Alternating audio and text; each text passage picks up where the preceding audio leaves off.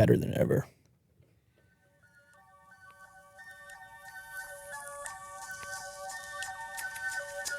I've been noticing, I go back and look at some of your intros, and then I notice the difference in timing, like how long something plays for, how long the frame is black for. Yeah. You know what I mean? Like, it always depends. It's who knows what's going to happen every time you get over here. Mm-hmm. It's always a work in progress. Nobody knows what's going to happen. Yeah. That's why we're here. Yeah. Find out. What you got today, Will? Apple announces self-service. Oh, this is big news, man. Yeah. Apple announces self-service repair program starting with the iPhone 12 and 13. Louis Rossmann, right to repair. It's been a hot topic, particularly with Apple. And I have my own personal experience and history with it because, yeah, my first business, I told you this before. Oh, right. Yeah, my first, well, not my first business, but one of the things I did prior to posting videos online was actually do some of these repairs and stuff. I put batteries into iPods, and I did a lot of like early MacBook Pro repairs and things like that. Mm-hmm. Or troubleshooting. This was before it was an Apple store on every corner. And it was either you're going to have to send the thing away, go to an authorized Apple service center where it would cost you a lot and usually take time as well, or you could come to a cowboy like myself. Yeah. Yeehaw. And I just cracked that baby open. So how would the process work, though? It was completely unauthorized. Parts? I had to tell them right away, like, your warranty is void. Yeah. Like, most of our conversations went that way, that they would say, look, I'm not going to pay the fee that Apple quoted me. Oftentimes, sure, people had already spoken to Apple, and then they ended up in my shop. And they said, I'm not going to pay the price, but I just want to know if there's any way to salvage this thing. And so often that would mean troubleshooting. The majority of the day consisted of troubleshooting. Like, my God, what is wrong with this thing? Mm-hmm. Often you would have a really easy kind of investigation if it was like water damage or something, or you saw some sort of corrosion or mineral deposits on top of the device, like on the board after you cracked it open or something like that. And actually, we even developed a solution for that because I had some dude who was out in Kitchener, I think. I'm trying to remember where he was. Shout out this dude. And he was, if you had a repair that was beyond the scope of what you were capable of doing in store, this dude had the hefty equipment. He would be on under the microscope type, replacing individual components and capacitors and things like right on the board. So you would, where would you get the parts? So often this guy would be one source, the guy I just mentioned. He would take, in many cases, he would buy like a busted logic board from a laptop. So even if a person had spilt water on their keyboard of their MacBook Pro or something, and not a lot of people knew this at the time, but Apple would come in and quote you $1,000 to have that repaired for the board. You would not want to pay that, obviously. They would talk you into buying a new one, which was fine. Like, that was their approach at the time. You would come to someone like me, and I would say, look, best case scenario, if it can be fixed, it's going to be like $500. So you're going to save like half. Right. But then I say, here's the third option. If you wanted a new laptop anyways, there's value in the item you currently have. And I just had it tight in my head. Like, I knew what a display was worth. I knew what the chassis was worth, the keyboard, if it was functioning. And I could just say, you can sell the unit as is right now with that damage for whatever price. And then go buy a new one and forget about it. Move on with your life. Yeah. And that happened quite frequently, that people would go that route. And then I would send the parts to like this dude in Kitchener, and he would salvage what he could and then send it back to me. And then often I would use those parts back in the store to install them. Wow. So there were complex repairs. There were easy ones. Sometimes you would have like a loose cable. The display cables used to come loose on some of those things. You could just crack it open, plug it back in, put better tape. Batteries was a common one, particularly when the original iPod came out. We would import third-party power bricks, MagSafe power bricks from China, because people didn't want to pay whatever it was at the time, $100 for an extra power brick, or if theirs was busted. Mm-hmm. So we would import those and sell those in the store. I mean, I even had a iPad import business when they weren't available in Canada, just getting them in from other parts of the world. Mm-hmm. Lots of stories from those days. But anyway, point being is Apple was always against it. They always, I mean, it wasn't like there were, I don't know if they weren't threats or anything like that, but they just didn't make it easy to do these things. You could not get your hands on the material, the repair material, Right. manuals, things like this. This is what Rossman's been about forever.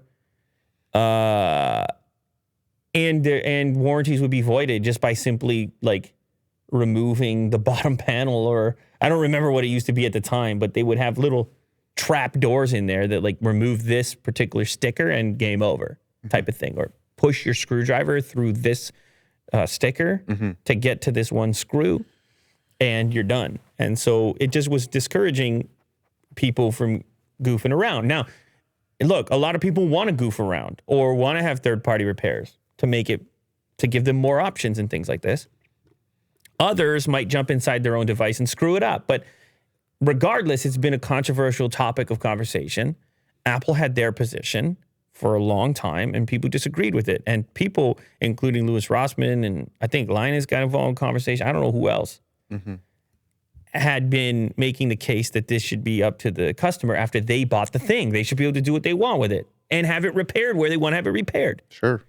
And so it was stop and go traffic for a while as far as making this happen. Oh, iFixit's another one that's been in there. But now it looks like, I don't know if it's pressure from these individuals. I don't know all the inputs that led to this decision, but it looks like Apple is starting to embrace the self-service repair concept. Self-service repair program give customers who are comfortable with the idea of completing their own repairs access to Apple genuine parts, tools, and manuals, starting with the iPhone 12 and 13 lineups. That's nice, man. I don't know what they're going to charge for these parts. It's going to probably be a premium, but you can get the genuine parts, and you can do the labor yourself, and you can get the genuine manual so you know you're doing it right. If you feel comfortable doing that, I think this is great news. The self-service repair program will be facilitated by a new Apple self-service repair online store offering more than 200 individual parts and tools to complete iPhone 12 and 13 repairs at launch. So at launch, meaning eventually it will support more devices. I think the laptops would be big. Another one I almost forgot, on those early iPods, the headphone jack would constantly be busted. Right. Yeah. Constantly have to, they would crack, the metallic contact points would break off. You would have one channel of sound coming out of the headphone jack. We would order those for, I don't know, $15 or something from China. It was such a common repair. And crack those babies open. I mean, there's so many different things we did. Sometimes it was aesthetic. They had the scratched up one and they just wanted a new shell put on. Anyway, this is good. It's great news. Yeah, I think I like options. I think people should be able to do what they want. I love those early days. I always had this Tinker. Yeah, I was always in Tinkertown, especially as a youngster. Like, I always want to crack these things open and see what I could do, see what I could fix. I often was buying these like busted units for that reason. Sure. And salvaging parts, and it's cool, man. You learn more about it. You do. You have a more intimate relationship with your device, and maybe most importantly, you are able to hold on to things longer. Things remain usable and useful to you longer. And once you're in a sort of repair mindset, you don't need to extract from the planet in the same way. Like I always find it funny that Apple is always bragging about the environment as they're trying to tell you to buy their new thing, which you may or may not need. Like, a lot of their old stuff is still good. Yeah. And then at the same time, out the other side of their mouth, they're saying, don't you dare repair that. Give it back to us. And then you hear reports of third-party companies buying up the refurbished or broken stuff and then just like incinerating it or sending it to some other place that it's not going to be used properly. It's hard to figure out what to do with this stuff. In some cases, the right repair shop or even the individual is going to put that stuff back into use more efficiently because they're all connected to the right people who would want those things or that need those types of repairs. Yeah. I guess also as like a owner of a product and trying to fix it yourself, and sometimes you fail, but once you're successful, you feel good about it. It's a rewarding you know? experience. Yeah. Repairing things. Yeah. Absolutely. And the more people who know how things work, You start repairing everything else. well, there's just an effect on the culture, slow. right? Yeah. The way, because that's like a mindset. There's a philosophical component to that of looking at something as the parts that make it instead of just the finished product. Mm. And that applies to all types of thought processes, viewpoints, etc.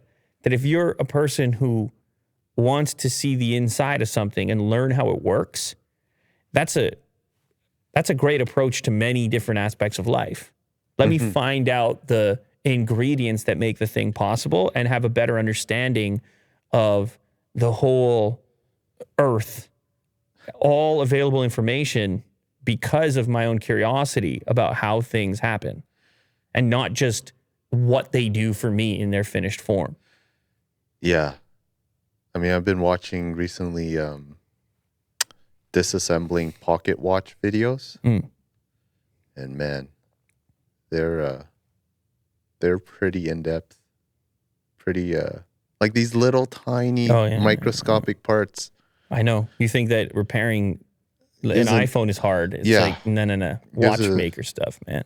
New appreciation to products in general. That's a real tinker town. Well, anyway, shout out to Apple. Whether it was legal pressure or just their own decision, shout out to Apple because it's just better in the long run.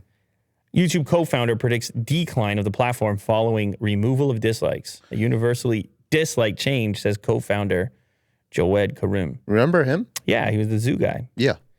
That's the first video ever uploaded to YouTube. This has been such a controversial topic. Many creators have weighed in on it, and people think the dislike was very useful. People think that the dislike was a way to immediately know if a video was like misleading, ripped, a copy, a fake.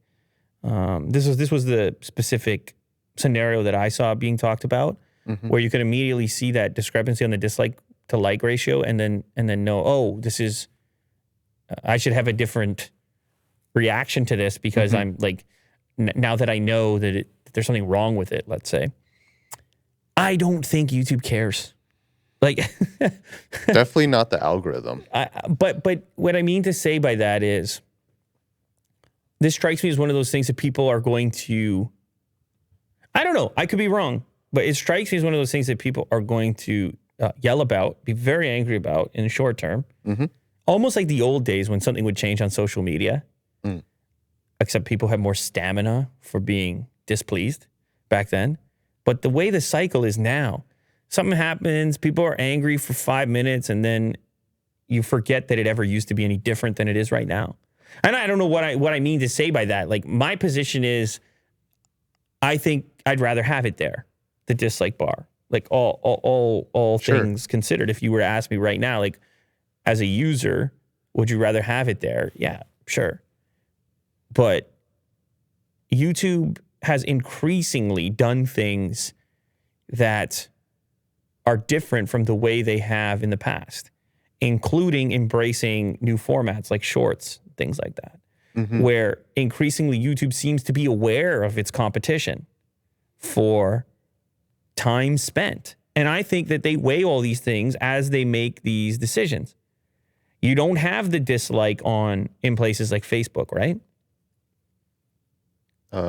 You just I think it's only you just thumbs have up the like. and comments. You just have the like. Yeah. And you have a bunch of other emotes. What about on TikTok? Because here's the thing. Here's the thing. No dislike, right? No. So you put this shorts program in, and you hear these reports of all this watch time being gobbled up by these emerging platforms, and then what kind of magic is going into the reason behind why a platform is gathering attention and stealing it away from YouTube? And it's hard to decipher. It's so complex. And then so you look at these alternative platforms and how they operate and what they have going on. Instagram, let's say. Well, first you need content. You need a low barrier to entry, a low threshold for more content creators. Well, what's the first thing I say to people when they say, oh, I want to go create content on YouTube? I say, okay, well, can you, like, how do you deal with criticism? You might, if you're sensitive, it might bother you. that you get this kind of unfiltered feedback. Now, where does that unfiltered feedback happen? Well, it happens in the comments, but the thing about the comments is they kept getting more and more hidden. That's another change that's taking place. So YouTube's obviously aware of this. And as much as we look at YouTube from the viewer perspective, you know they're taking into consideration the viewer, the creator, the barrier to entry to make content, what's holding people back from posting more, dominance. How do you dominate? How do you maintain your lead? What are you missing, etc.? And one of the things on TikTok, which, like I said, I think they're viewing as major competition right now. I'm not saying they should or shouldn't. I just think that they are. TikTok, the barrier to entry seems low. You have people creating content on TikTok that I think never would have reached for YouTube. Because first of all, you're just making it on your phone. Second of all, it all seemed very lovey-dovey up until recently. Like all very positive and whatnot. Look, it's just a heart and that's the end of it. I mean, maybe you can get a survey here and there. So listen, man, there's always reasons for this. It's not just some like frivolous decision that YouTube woke up in the morning. Susan woke up in the morning and was like, night, dislike. No, man, they're looking around at the landscape. They're trying to compete and they're going to do anything necessary to compete. That's not really to do with us. They want to remain in the lead. And they must feel that to a certain extent, no matter what they're going to say about it, they say, oh, it's mental health of the users, the producers, whatever. No. It is mental health of the users, but it's mental health of the users or the producers because we need what they're doing and we need them to keep doing it at a high level. Their mental health is beneficial to our bottom line. The viewer's mental health is beneficial to our bottom line. Fatigue hurts our bottom line. Pain and suffering hurts our bottom line. Yeah, we're all drawn towards drama. So, end of the day, whatever. I mean, I kind of like the fact that YouTube was holding on to this weird thing from the old days, this dislike button. It kind of made it different. But I knew the days were numbered because YouTube keeps seeing that market share slip away when it comes to attention and time spent. YouTube was the only game in town, man. And then video popped up everywhere. Sure. No one was doing video. Yeah. It's everywhere, Will. I realized I wanted to tell you a story and I never... Oh, okay. I wanted to tell you... You think it would be a good time right now? I don't know, because it looks like your tabs are stacked. Maybe I should save it. No. You guys stacked tabs right now. No, let's... All right, so... You've been saving this story for a couple days. All right. Anyway, yeah, the RIP dislike button. Yeah. YouTube's out here competing at all costs, man. I was at the grocery store. It's not a common occurrence. Which one? It was Sobeys. Okay. Are you familiar? Yeah. Big Okay. fan. Big fan? Yeah. Okay. I like the colors. Have you been recently? No. Okay. So I was there. It was one of those things I got a text. It's like, hey, you need to pick up a few items. Simple text. I'm on the way back. I dropped the kids off. I'm on the way back. I pop in. I walk in the front door and I get stopped in my tracks. I'm stopped. I'm frozen in my tracks. Walk in the front door. The automated doors. Yeah, it's an automated door. I'm past the door. Okay. I get into the entry area where you normally have all the carts and stuff, and I'm frozen in my tracks. You know why? No way. Because I saw the new high-tech cart. Oh. Right over there. I saw the new high-tech cart. Wow. We talked about this a year ago. Yeah, we talked about it a year ago. It's there now. And I had to be grabbing that cart. I saw everyone else skipping that cart. Everyone else was scared of that cart. No, man. So you weren't fighting anyone? No, nobody wanted the smart cart. Now, I'm sure that this technology is rolled out elsewhere. So do you want to explain what this is? So this cart, like I said, it's a company. It's a third-party company that makes it. I think they're called Caper. And I think this is available to any supermarket, store, whatever, that wants to utilize it. Sobeys just so happens to be one around here that seems to embrace it. They got about 20 carts, I would say. And it looked like this one? Yep, that's exactly what it was. Okay. And this cart has a scanner on it.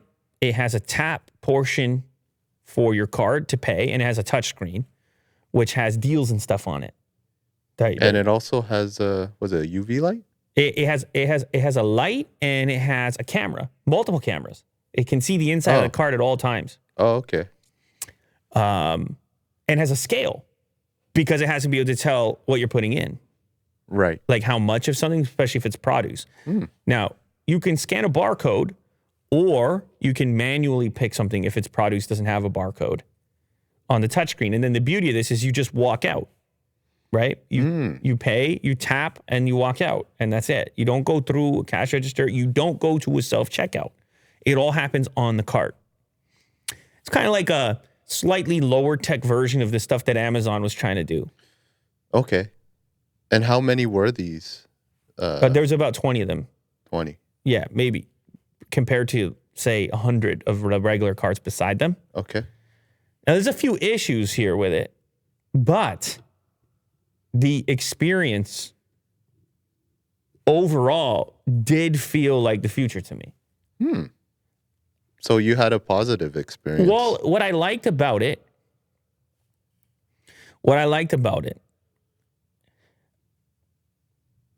I felt I had a little bit more fun in the store. I felt a little bit more autonomous for some reason. Like I was exploring the wide world of products. I see. Like I was on a ride of sorts. You were a baby again. Yeah, it was exciting. It was just it was probably novelty. I don't know that I was any faster at doing anything, but I just love, I love technology, man. Yeah. I love technology and I like to experience, look at things differently that you do as like a sort of a frequent routine event. So I can just explain to you some of the problems with it though. I mean, it's not perfect, obviously. Items that are like in a box, like a cereal box, let's say, perfect. Scan it, drop it. The weight is bang on every time. No issues. But like I picked up a rye bread. Okay? It was like a light rye from some bakery called Rudolph's, which I thought was fitting with the Christmas coming up and whatnot. You eat rye bread? I'm a fan, yeah. Yeah. I like rye. Yeah, I put some eggs on it with just salt and pepper. Okay, yeah. It was interesting. I didn't need very much on it. Yeah. The bread was good. But the problem was it came from a bakery. Yes, it has a barcode, but the weight is not exactly what it says on the bag, like to the T. So the scanner was like, hey, I think you put the wrong item in. And then it shows you a replay on the screen, a video replay of you putting the item in to be like, hey, man, you might be wrong. And then it says to you, do you choose to ignore? Because you might get checked. Someone might come and check those items. Wow. Yeah, and I'm like, all right, fine, ignore. Come check my items. See if I'm lying. Yeah. And then on the left screen, you're seeing deals as you walk around the store, right? It's telling you what's on sale and things like this. You see what I'm saying? Like if you can catch a deal. That is very useful. See? But you think it's negative? What? No, I don't think it's negative. Oh, okay. I thought you were going to talk about the bad. I was, but there's two that are bad. So the bad first is that it doesn't nail everything. When I got to produce, there was a 5-pack of avocados, but the avocados inside of the app that were by the pound. So it was confused because I had 5 small avocados to the point where I was like, screw the 5 avocado bag. I'm just going to take individual avocados. Okay. And then that worked okay. So there was like a few little moments where I was like, this is a bit annoying. Yeah. But overall, it's like, well, that's just a problem with the data input. Like they don't have everything. It's human error. Yeah, everything is not in there yet. Yeah. So that was the problem with that. And then the next problem is, how the hell do you get it to your car? Now, this is not an issue if you're just picking up a few odds and ends. But for myself, I had for the first time, I bought the large bag of dog food. Oh, right, yeah. Which is like, I don't know how many pounds that thing is. Yeah. But it's a large bag. Yeah. And so then I got to the end and I was like, wait a sec. I'm not allowed to take this cart out of the store because this cart is worth a few grand. You can't ship it out. You can't walk it to No, your you car. can't take this cart out. You can't take this cart out. Well, why not? I was about to walk out, and the woman working there came over. You can't take this cart out. And I was like, okay. damn, you're right. I can't take this cart out. Makes sense. Dude, with the elements and what, it's about to snow over here. You don't want these multi-$1,000 carts out in the parking lot getting left out there. No, you don't. You don't want that. So But I had this really weird moment of having to transfer everything from this cart to another cart. That's the dumbest thing ever. right. So that's what I Yeah. had. That was the worst moment. But what you would do normally, you see the way that person has it set up with the bags already inside? What you would do normally is just be filling up 2 or 3 bags that you're going to carry with you. And then you bring the cart back to the docking location. You've already paid. You take your 3 bags and you go. Now, in my case, when I added that big dog food bag, I was no longer able You were over the top I there. couldn't one trip it. I could not one trip it. Yeah. So I kind of screwed up on that front. But I recommend you go check it out. Give it a try. Sure. Yeah. And I'll give it a shot. we'll hear what you have to say about it. Pick up a few items and just know there's going to be some growing pains with it. But it's a futuristic gadget in an unexpected place inside the supermarket. But now I also do understand why Amazon's approach is like retina scans, because they don't even want you to think about any of this. They just want you to buy. Yeah. Well, this is a nice little bridge to what is inevitably like you walk in, take whatever you want, walk out. Honestly, the part that I totally missed, that is the key, the biggest key here, you don't wait in the line to check out. Right, yeah. Whether Because it's there's a payment system on the shopping cart. Whether it's the self-checkout or a typical checkout, you don't wait in line. They don't take cash, though. It doesn't take cash. No, so, it's tap your phone or your card. But you just get up and go. That's it. Yeah. Imagine all the extra people that would still be standing in the store that are gone because they check out much more efficiently this way. Wow. Minor nuisance. I didn't think we'd be talking about a smart shopping cart review. Well, the thing today, was, I recall on this show that we talked about it ages ago, and here we are now. I encountered it in real life organically, and I was like, "This came full circle. I gotta say what's going on here." So would you use it again? Yeah, I'll use it again. Okay. Yeah. I might even go to Sobeys just to use it because I find it fun to just be like a beta tester. Yeah. I guess maybe we're beyond beta, but I like, even if it fails, I don't really get irritated. I'm more like, okay, I see where the edge of that technology is at the moment. Like I like to just be a part of it, an early adopter. So yeah, it is kind of unfortunate that not everyone is clamming to use it. no one's grabbing it. Nobody's grabbing them. But imagine it's after work. Let's say it's busy in there. Yeah, you might consider it if you're in a rush. Because then you'd be like, can I just check out right on there without being in the lineup? If the lineup can get to 10, 20 people trying to check out, and it's like, why are we waiting here? We can pay. All we need to do is tap. So anyway, that was my story, Will. I know you have many more. Let's get to it. Okay. Today's sponsor, DoorDash, making me hungry every time. I just actually noticed on this main page here that they have a carton of Ben and Jerry's on there. Oh, it's a good time. I would say that ice cream would happen to be one of my main weaknesses. What's your flavor? Oh, God, don't make me choose a Ben and Jerry's flavor because I love them all so very much. Like, I've been noticing this recently. You order off DoorDash, and then it'd say, hey, you want us to make a pit stop? Anything you forgot? Should we go to grocery for you? Yeah, Q-tips. It's got to get Q-tips with Jollibee. Hey, man, whatever you need. They don't care. They're not asking any question. Sure. They're like, that's what you need. The national favorites, the Chipotles and such. So you can get those too. It's really up to you, man. It's so much variety. Gets me hungry every time. Get what you want to eat right now and right to your door with DoorDash. Ordering is easy, and your items will be left safely outside your door when you choose contactless delivery drop-off. For a limited time, our listeners can get 25% off and 0 delivery fees on the first order of $15 or more when you download the DoorDash app and enter the code LULATER2021. That's 25% off, up to $10 in value, and 0 delivery fees on your first order. Thank you to DoorDash. We're also sponsored by ZocDoc. This is making it easy to find a doctor when you need one, not later, Not like a week from now or a month from now. Not some other type of specialist or something. Mm-hmm. But to actually, with some specifics in there, you see primary care, dentist, OBGYN, dermatologist, psychiatrist, whatever you need. Eye doctor, whatever you need. You get your eyes checked every so often, don't you, Will? Yeah, I need the eye doctor and maybe the dentist as well. Okay. And it's like everything else you buy in your life. It's about time to apply it over here. Yes. You want to know what you're getting involved in. Am I getting a good product? Am I going to get a good service? So you have rankings. And it's actually broken down. You can see their overall ranking, bedside manner, which is a funny terminology in doctor land. It's a bit cheeky. Just download the free ZocDoc app, the easiest way to find a great doctor and instantly book an appointment. ZocDoc makes healthcare easy. Go to ZocDoc.com/LouLater and download the ZocDoc app to sign up for free and book a top-rated doctor. Many are available as soon as today. That's ZocDoc.com/LouLater. Yeah. Did you see this story? I did. I saw the headline. I didn't read it. Ford invents a cable that can charge electric cars in about 5 minutes. Patent pending technology. 5 minutes is obviously a game changer.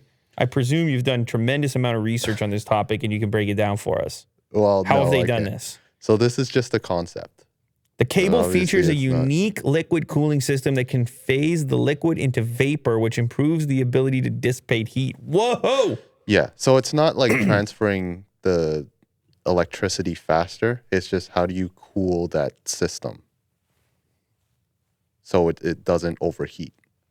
It's all about heat in this situation. Right. If it overheats, you're not charging anything. Exactly. The automaker and Purdue University are co-developing a charging cable for use with high-power charging stations that could recharge an electric vehicle's battery in the same time it takes to fill a gas tank. Well, that's the critical moment, isn't it? And the demand is there. The demand is there now. Seems obvious. The writing is on the wall for the combustion engine, although some people hate to say it, hate to see it. Traditional types, they like the rumble and the bumble and the yeah. If you can charge your EV in 5 minutes in that nice little clean procedure, it's a wrap, Will. And the same price as gas? Would you? Yeah. It's cheaper than gas right now. Yeah. But yeah, I guess you're right. Demand goes up and cost goes up. The most powerful stations currently in use charge electric cars to 80% in 20 to 40 minutes. Yeah, that's that DC high-powered stuff that can do that. But 5 minutes is a different ballgame altogether. It's 5 minutes compared to 40, right? On the Plaid, it was like 35 at 150. So Okay. I haven't experienced 20 yet. I think the Taycan can do it, but those chargers are nowhere. Like you got to go to the dealership. You got digged into the ground, right? Yeah, exactly. I Yeah, got to call the local authority to put one of those chargers in. Cost me a couple $100,000 or something. Yeah. Hyundai goes really big with its latest electric concept video. Yeah, there's another There's concept. no video here. Yeah, there's no video. Concept There's a lot of screenshots. vehicle, but not video. That looks cool. I'm it down with does, that. eh? It's kind of Rivian almost. Little Rivian in there with a light bar in the shape. Sure, yeah. You can say that. I could say that. I did say that. It's got like a pixel panel at the front, the bumper there. It's personality. Would you call it personality? It does. Yeah. I think it does. Yeah. Oh, wow. The interior is a comfortable looking space. I just thought, yeah, like the look of it, the visuals look really nice. Did you call that lime green in there? Is that what that is? This is, yeah, party lime green. Yeah, it's very lime. Very It neon. actually makes me thirsty or something. These lights actually serve a purpose beyond just lighting things up. They said that it's going to act like a UV light as well. So it kind of just sanitizes the whole interior. People every love time. the sanitization. But I would imagine like this would be, in the future where this is a taxi. Like a completely automated taxi, no drivers. Fully and sanitized at all times. yeah, it's just. Did it's a you cool see that feature. other concept, which looks like a car from the 80s? Oh yeah, that was one of the stories, but Was that Hyundai as well? I didn't open it. Well, that one doesn't. That other it might have been Kia or Hyundai, but that one doesn't look feasible. This looks feasible just based on the sort of modern aesthetic that seems normal. Does it say anything else about expected range? Is it just strictly a concept? The 7 is one of the biggest concepts we've seen from the South Korean automaker. Wheelbase that stretches 10.5 feet, longer than the Cadillac Escalade. Oh, that's a big vehicle. Extra tall grille also puts this concept firmly in the dangerously large camp of vehicles that it includes the Escalade and other oversized SUVs and trucks. Coach-style doors, adjustable seating, and retractable controls. Oh, yeah, retractable controls are cool. When it's in autonomous, just get rid of the controls altogether. It's just a concept by the looks of it. Charging, the Hyundai 7 is capable of charging from 10% to 80% in about 20 minutes. Oh, okay. Targeting range of over 300 miles. A vision of the automaker's autonomous vehicles may look like in the future. Yeah, I don't know if there's no specifics. They're not like saying when they're making it or whatever. Oh, no, actually, go down. There's a link right there. Heritage Series Resto Mod EV. Yeah, that's This is the classic. Yeah, that's the one. Yeah. Super villain vehicle. I would buy that. That's cool. I would totally drive that. Like, no problemo. The interior's as cool, if not more cool than the exterior. With the simple rims. I mean, that was luxury like, 40 years ago or whatever. Full on tint. Scroll down and see if we can get the interior shots. It's definitely super villain territory. Look at the interior. I mean, the interior is better than the exterior. Yeah. The red seats. I mean, it's weird how sometimes you find that balance between retro and future. It's weird how sometimes retro items and stylings seem way more futuristic than futuristic visions. That's strange. Yeah. I almost feel like the style is necessarily boxy. Oh, yeah. Like for retro futuristic looking stuff. Well, you're going to need some extreme battery efficiency here because that's not winning any drag coefficient challenges as far as EVs go. So we might be a few years off on this one, but damn, I'll take that one, man. I'll take that one. I'll take that one with I'll take that one too. I'll take that one with 200 miles of range is fine. Okay. Yeah, let's order one then. 200 miles. Crypto time with Willie Doo. It's been a long time since we had a Willie Doo crypto update. How's your crypto, Will? A bit of a slump. Yeah, you're slumping. It's December soon. And you're all over the place. You're I telling think me it's going to be a crypto winter. okay. All right. You've been watching too much content, say something like that. Yeah, what a naming. This story, Crypto.com buys naming rights to the Lakers Staples Center in a $700 million deal. Crypto money ain't like other money. It's like play money, the way people goof around with crypto. Sure, yeah. Whether it's NFTs or just Staples Center. We'll take that. We're Crypto.com. We're going to go right from Matt Damon to Staples Center. It's weird. Staples Center seems so iconic at this moment, but I guess anything can do that if it has enough time. The stadium here in Toronto has changed names 50 times. I hate always having to say the new one. But what's it now? Scotia. So Scotiabank Center? Scotiabank Arena? Arena.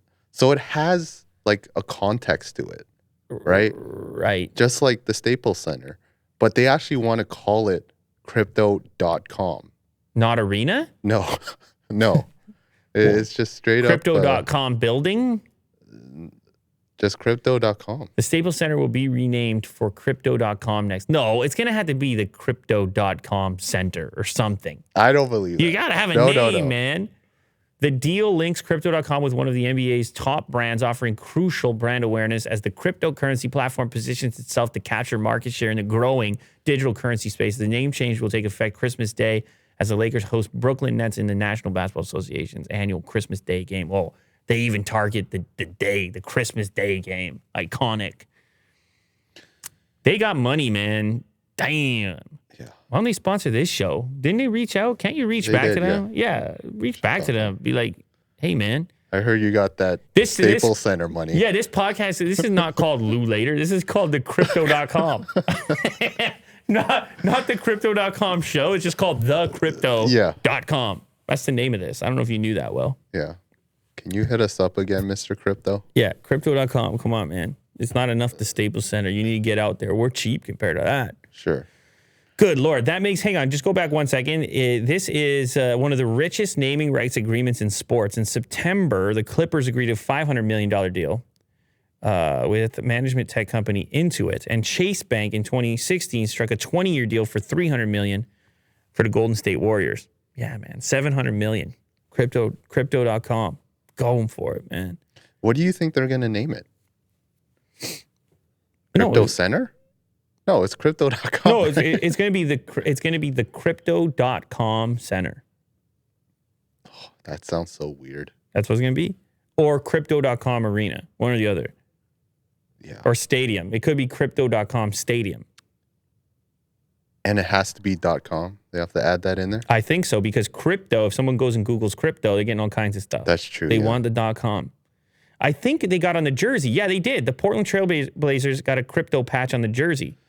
Same with UFC as well. And crypto.com. And the Miami Heat home arena is named after a different crypto platform, FTX. And that deal was only $135 million. Mm-hmm. So, well, obviously the Staples Center is going to cost a couple more bucks.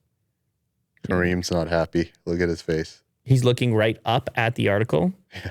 I think he's got other issues going that he cares about more than the naming and the cryptos. Drake is offering virtual tours of Toronto Estate via new Drake-related website. Mm-hmm. Why would I do? What do I want to do? I tour his. Oh, that's cool. Never mind. So this is a little snippet. They did a good job of it. So there's a garage. You enter the lounge, and you can end up in his bedroom. But what's that's a dream come true. Will. Yeah, yeah. You can kind of see a layout of. Obviously, it's not like, his real estate. It's just kind of like a rendering. Yeah. You know? It's like a video game. Yeah, for people listening. It's like Sims. What's interesting about this little tour is what's that room called right there? It's still part of studio, or no? This is going to the studio. But, where are we here? Oh, the bedroom. Oh my goodness, we're in the bedroom. He likes that style of couch. It's a lot of those couches. Yeah. I guess he has a pet as well. It looks like there's a pet. It's a very loungy couch bed thing going on over there. Well, part of this idea is the fact that like you can look through his things and you can actually buy stuff. So there's like OVO apparel. Wow. Oh and yeah, other partnerships. I see the cart up in the corner there. Yeah.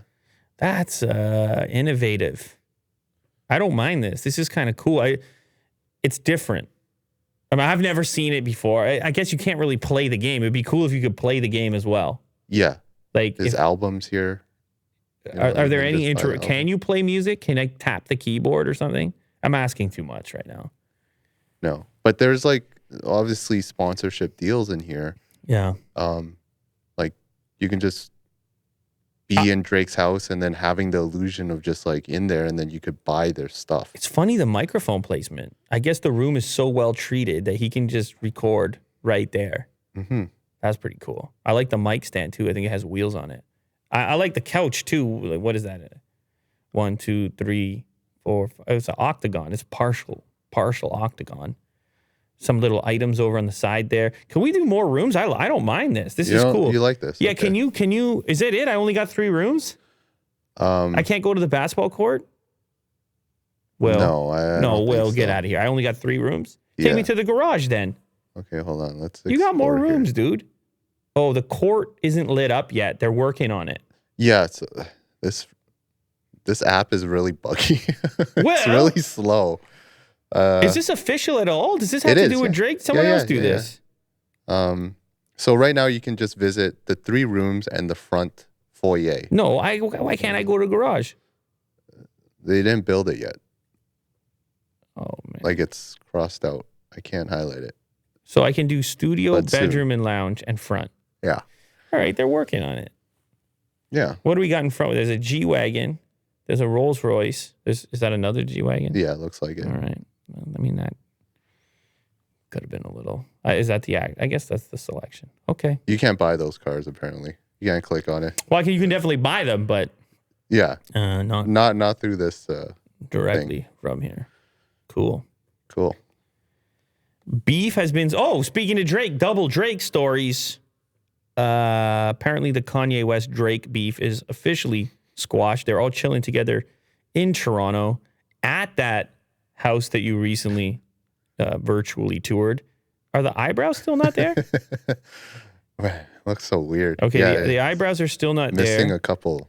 Drake brows. in this photo doesn't look super happy. Who knows? Photos are weird. Photos are weird. That's Jay Prince as well. So we were talking about Chappelle. Chappelle is in town. He's in Toronto for he's doing a debut or like a screening of his upcoming movie, the documentary, and then doing a show. Mm-hmm. And so Chappelle was also there. Mm-hmm. And I guess it looks like Kanye tagged along. Yeah. And they were all hanging out at Drake's place. Yep.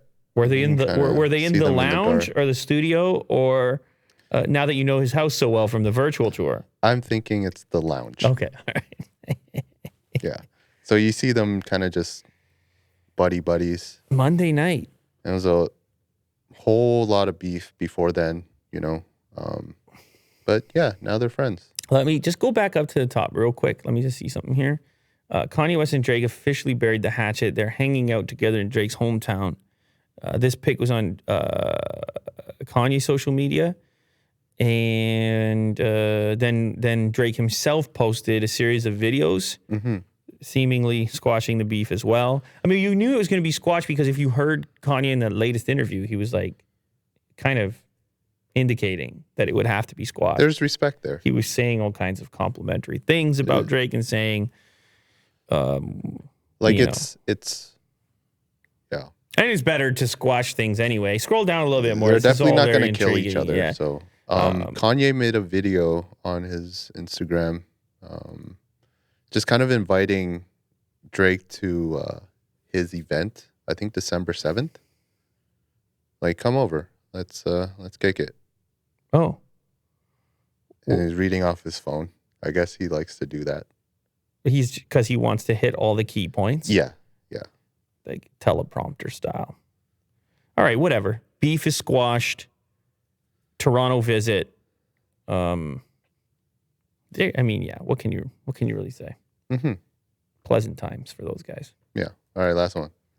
Well, you watched this. Oh, I watched this. This is you just want to give this guy a shout out because it's just too good. What would you call this content segment? That was quite the noise you just made there. You're like, oh.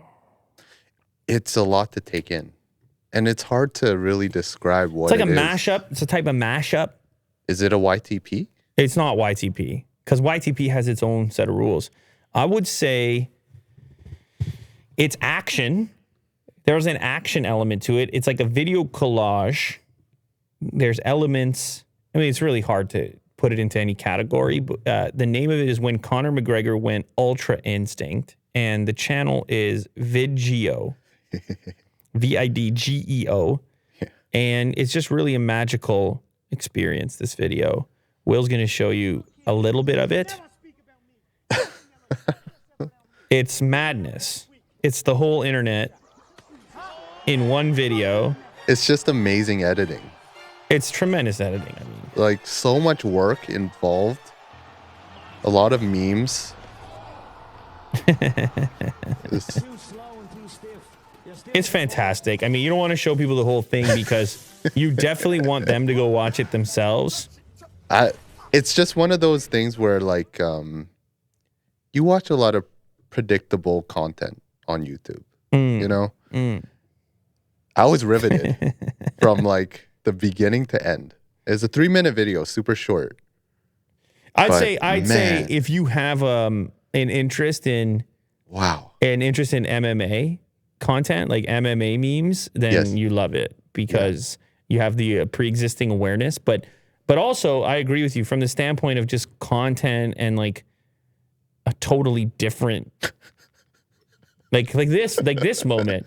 You got to program Amazing. in. I mean, What? you gotta do all the graphics for that. Yeah.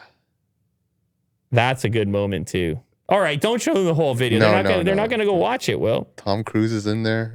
they're not gonna go? I gotta go Vin watch Diesel. it. It's all memes combined, and it's so smooth the way it all transitions together, and it's just really impressive. And you got to go give some love to VidGeo for all the effort that went into it. Yeah. You're gonna enjoy yourself. Shout You're gonna out. have yourself a time. You're gonna feel the way Willie Doo felt when he first clicked on it. The entire internet came together in All one love. 3-minute clip. Never expected it to happen.